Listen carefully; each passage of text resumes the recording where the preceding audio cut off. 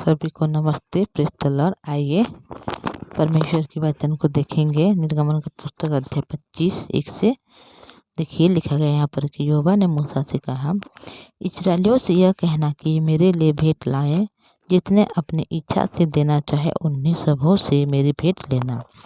और जिन वस्तुओं की भेंट उसने लेनी है वे ये है, अर्थात सोना, चांदी, पीतल, नीली, बैंगनी और लाल रंग का कपड़ा, सूक्ष्म सनी का कपड़ा, बकरी का बाल, लाल रंग से रंगी हुई मेढ़ों की खालें, सुइसों से खालें, बबूल की लकड़ी, उजियाले के लिए तेल, अभिषेक के लिए और सुगंधित धूप के लिए सुगंध द्रव्य, एपोद और चपरास के लिए सुलेमानी पत्थर और जड़ने के लिए मणि। और वे मेरे लिए एक पवित्र स्थान बनाए कि मैं उनके बीच निवास करूंगा। जो कुछ मैं तुझे दिखाता हूँ अर्थात निवास स्थान और उसके सब सामान का नमूना, उसी के अनुसार तुम लोग उसे बनाना। तो भाई और बहनों, जब हम देखें इससे पहले वीडियो में थी क्या हुआ गया, परमेश्वर ने जो पर्वत पर मूसा को बुलाया और मूसा ने जा पर्वत में चढ़ गया। जब मूसा ने पर्वत के ऊपर चढ़ा तो उस जगह में मूसा ने 40 दिन और 40 रात उस जगह में रहा। तभी परमेश्वर पिता ने मूसा को ये बातें दिखा रहा है और ये सिखा रहा है कि इस्राएल लोग से इस प्रकार कहना कि वह मेरे लिए क्या करें, भेंट लाएं। और भेंट के लिए जो वस्तु यहाँ पर हम लोग देखें कि उसने जो भेंट लेना है उसके बारे में यहाँ पर लिखा गया है कि सोना, चांदी, पीतल, नीले बैंगनी रंग का कपड़ा, सूक्ष्म सनी के कपड़ा, बकरी का बाल, लाल रंग की रंगी हुई मेढ़ों का खाल, सुइसों से खोली बबूल की लकड़ी, उजियाले के लिए तेल, अभिषेक के लिए और सुगंधित धूप के लिए सुगंध द्रव्य, एपोद और चपरास के लिए सुलेमानी पत्थर और जड़ने के लिए मणि, और पवित्र स्थान बनाना और उसके बीच में मैं निवास करूंगा बोल के परमेश्वर ने यहाँ पर कहा है। और जो मैं तुझे सिखाता हूँ उसको निवास स्थान और उसके सब सामान नमूना, उसी के अनुसार तुम लोग उसे बनाना। तो परमेश्वर पिता ने जब मूसा को पर्वत में बुला लिया है और मूसा जब पर्वत में है तो उसी समय यहोवा परमेश्वर ने मूसा को ये बातें सिखा रहा है कि किस प्रकार परमेश्वर के लिए उन लोग भेंट लाएंगे और पवित्र स्थान के लिए किस प्रकार की चीज़ें ज़रूरत है, हर एक के बारे में वहाँ पर दिखा रहा है, उनके नमूना भी उनको बता रहा है। और बबूल की लकड़ी का एक संदूक बनाना। देखिए यहाँ पर एक बबूल की लकड़ी का एक संदूक को बनाने के लिए बोला है और उसकी लंबाई 2.5 हाथ और चौड़ाई और ऊंचाई 1.5 हाथ की हो। तो परमेश्वर पिता ने मूसा को इसीलिए वहाँ पर रखा कि 40 दिन 40 रात, ताकि हर एक बात को स्पष्ट रूप में बता सकें और मूसा भी हर एक बात को यहाँ पर समझ सकें। और उसको चोखे सोने के भीतर और बाहर मढ़वाना और संदूक के ऊपर चारों ओर सोने की बाड़ बनाना और सोने की 4 कड़े ढलवा कर उसके चारों पायों पर 1 और 2 बड़े और दूसरी और 2 कड़े लगवाना। फिर बबूल की लकड़ी के डंडे बनाना और उन्हें भी सोने में मढ़वाना। तो यहाँ पर किस प्रकार की मतलब जो पवित्र स्थान के लिए जो भी चीज़ें ज़रूरत है, जो भी भेंट की ज़रूरत है, आवश्यकता है, उस सारे बातों को परमेश्वर यहाँ पर बनाने के लिए अभी मूसा से बोल रहा है। और डंडों को संदूक के दोनों ओर से बड़े को डालना, जिससे उसके बल संदूक उठाया जाए। तो देखिए इस प्रकार का करने के लिए परमेश्वर ने बोला है। वही डंडे संदूक के कंडों में लगे रहें और उसमें अलग ना किए जाए, और जो साखी पत्र मैं तुझे दूंगा उसे उसी संदूक में रखना। तो देखिए भाई और बहनों, यहाँ पर तो ये सब सारी चीज़ें परमेश्वर ने बोल रहा है कि किस प्रकार की संदूक बनाना है, किस प्रकार के वहाँ पर लकड़ी का जो डंडा लगाना है, किस प्रकार चारों ओर मतलब उसमें संदूक को ढकने के लिए कौन सी सोना देना है, कौन से विषय उसमें रखना है, हर एक बातों को यहाँ पर बताया।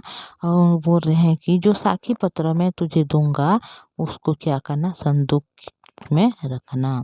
फिर जो कि सोने का एक प्रायश्चित का ढक्कन बनाना उसकी लंबाई 2.5 हाथ और चौड़ाई 1.5 हाथ की हो और सोना ढालकर 2 करूब बनवाकर प्रायश्चित के ढक्कन के दोनों सिरों पर लगवाना।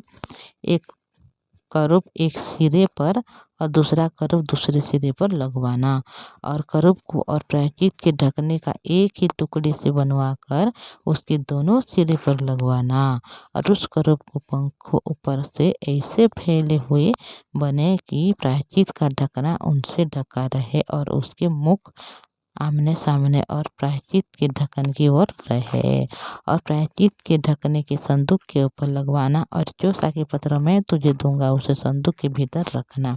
तो देखिए, जो साखी पत्र परमेश्वर ने देना चाहता है उसको बाहर रखने के लिए परमेश्वर ने नहीं बोला है, बल्कि उसको जो संदूक के अंदर में, संदूक के भीतर में उसको रखने के लिए बोल रहा है। और परमेश्वर ये बोल रहा है कि मैं उसके ऊपर रह कर तुझसे मिला करूँगा और इसराइल के लिए जितने आज्ञाएं मुझको तुझे देना होंगे उस सभी के विषय में प्रायश्चित के ढकने के ऊपर से और उन करूबों के बीच में से जो साखी पत्र के संदूक पर होंगे तुझसे वार्तालाप किया करूँगा। तो देखिए भाई और बहनों, परमेश्वर ने जो साखी पत्र है उन साखी पत्र को बाहर रखने के लिए नहीं बोला है, मतलब संदूक के अंदर में रखना उसके और ढक देना बोल के बोला है। और उस जगह में क्या करेंगे, परमेश्वर खुद रहेंगे और मूसा के साथ क्या करेंगे, वार्तालाप करेंगे बोल के यहाँ पर परमेश्वर ने कहा है।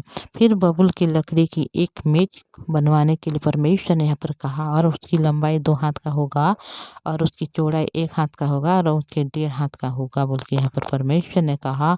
और उसे चोखे सोने से मढ़वाना और उसके चारों ओर सोने की एक बाड़ बनवाना। तो कितने मतलब चीज़ें की आवश्यकता है जो पवित्र स्थान के लिए, जो भेंट चढ़ाने के लिए, तो हर एक बात को परमेश्वर ने यहाँ एक एक के विषय में यहाँ पर वर्णन की गई है ताकि मूसा उस सबों को जान सकें और हर एक चीज़ों को उत्तम रूप से बना सकें, क्योंकि एक भी चीज़ यहाँ पर नहीं छूटनी चाहिए, क्योंकि परमेश्वर जो भी काम करते हैं वो क्या करता है, मतलब पवित्र होना चाहिए और निष्कलंक होना चाहिए। हर एक कामों में वह क्या होना चाहिए, मतलब बेस्ट ही होना चाहिए। इसीलिए परमेश्वर ने हर एक बात को यहाँ पर बोला है।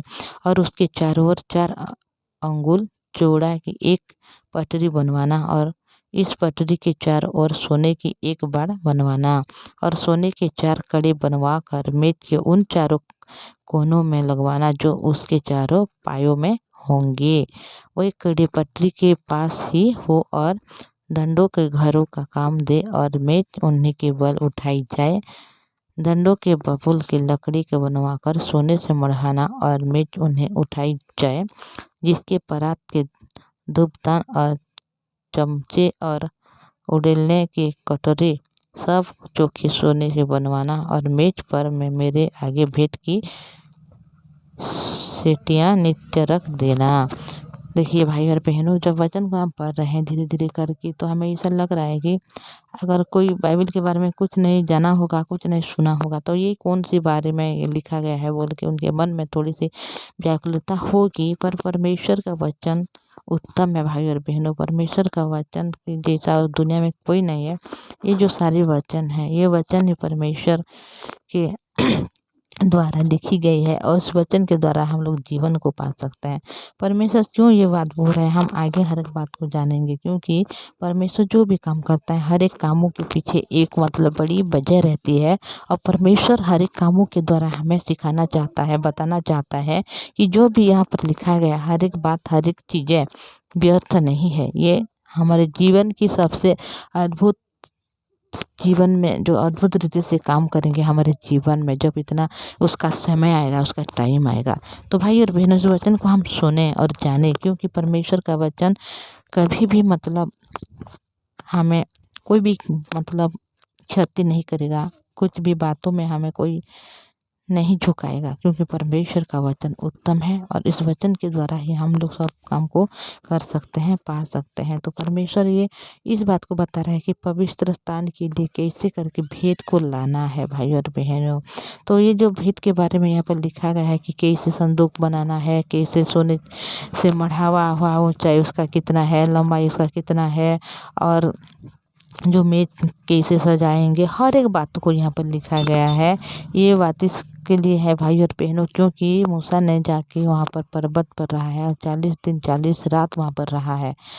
परमेश्वर की एक योजना है भाई और बहन, जो अगले दिनों में परमेश्वर इस जो भेंट के द्वारा, वो जो बनाया गया इस संदूक के द्वारा जो साखी पत्र है, उस साखी पत्र को परमेश्वर ने उस अंदर में भरेंगे, ताकि उस साखी पत्र के द्वारा परमेश्वर ने हमारे जो हृदय में लिखा गया हर एक जो पाप को, गुनाहों को, जो परमेश्वर जो नियम को दिया है उस नियम के उल्लंघन का, तो उस साखी पत्र का संदूक के अंदर अगर होंगे तो हम लोग हर एक विषय में, हर एक जो हमारे हृदय के हर एक पापों से, हर एक अपराधों से परमेश्वर ने हमें मुक्ति देना चाहता है। इसीलिए तो संदूक जो साखी पत्र को अंदर में छुपा कर रखना चाहता है। तो भाई और बहनों, हम जब इस वचन को पढ़ते जा रहे हैं आगे, तो ये क्यों लिखा गया है, ये बातें क्यों यहाँ पर दिखाई दी है, और परमेश्वर हर एक बातों को क्यों एक से बढ़कर एक मतलब संपूर्ण रीति से वर्णन करते हुए दिखाई दिया है, हर एक बात आगे हम लोग जान पाएंगे और समझ भी पाएंगे। क्योंकि परमेश्वर वचन अगर एक को हम सुनेंगे तो हमारे हृदय की कनेक्शन है, और परमेश्वर की वचन की कोई ये मतलब कोई ये ज्ञान की बातें नहीं है। परमेश्वर की वचन हृदय की, परमेश्वर की हृदय, हमारे हृदय किस प्रकार एक साथ कनेक्शन होगा उसके बारे में ये वचन हमें कहता है। तो मैं आज इतना बोलूँगी भाई और बहनों, आगे हम हर एक बातों को धीरे धीरे करके देखेंगे और जानेंगे।